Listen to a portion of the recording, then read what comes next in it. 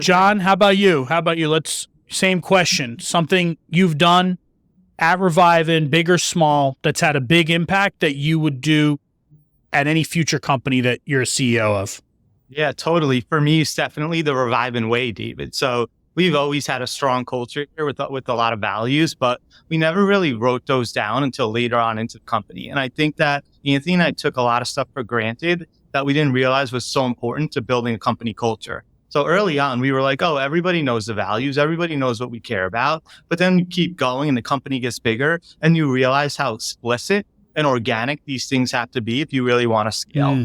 And we really took this exercise and spent a lot of time on it. And I remember thinking, how are we spending so much time on this? I need to be talking to customers. I have all this other stuff I need to be doing.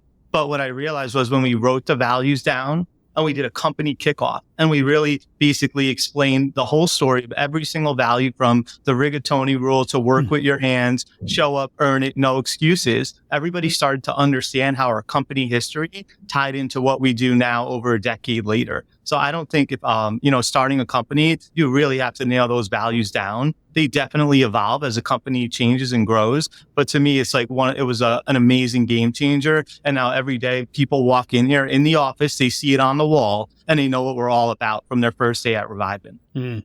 How long did it take you to actually get those values? I mean, the values you have today that you mentioned, could you have written those same values down day one when you two started the company?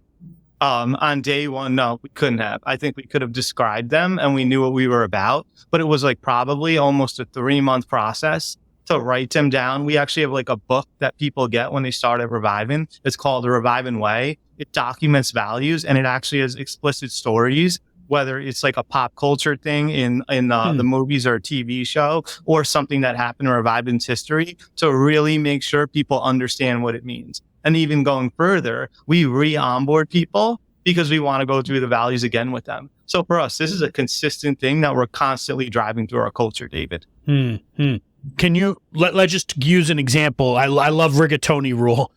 So let's talk about Rigatoni Rule for a second. What is that? Where did that come from? How does that play out today?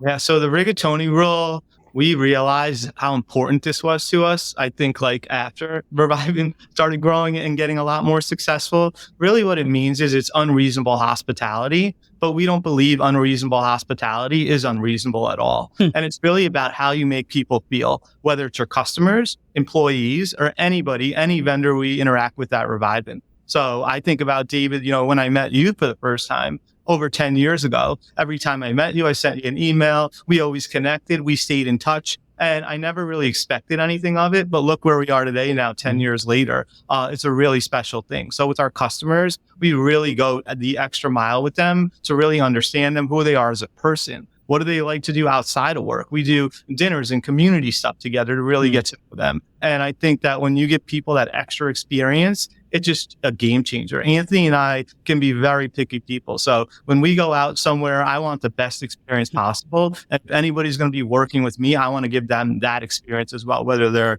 walking into our office, I'm walking into theirs, we're going on a collection with them. We do everything we can there. And I think that having done that over the past 10 years, the results have really shown. I remember early on, Anthony and I would write a personal handwritten thank you card to every single person that we met with, customer, person, anybody that gave us their time, because we just realized how grateful we were that people were supporting us before we were at the stage we're at now.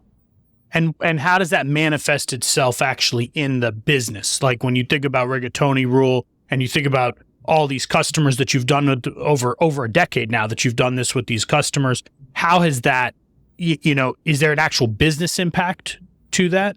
Yes, definitely, because the relationships that we have drive the trust we have with our customers. So one thing about Revivn is we're repurposing hundreds of thousands of machines annually for these customers. They're giving us their computers on every different continent all over the world. There's an immense amount of trust that comes with that. So I'm always going in there, and as is Anthony, we meet people. I remember the first time I started meeting customers, I'd be like, have you ever met the person that takes your electronics, your e-waste? And they're like, I don't know. It's like this weird thing. They come in a truck and I'm like, it's me. I'm right here. There's nothing, come into our facilities. people visit our facilities, they take a tour, we explain the process to them. I think that before Revivn was started, there was an underappreciation for what goes into refurbishing and repurposing hardware, especially the impact it has on people. So I think showing the customers that and driving those relationships with them has led to results in our business that we wouldn't be here today without. Mm-hmm.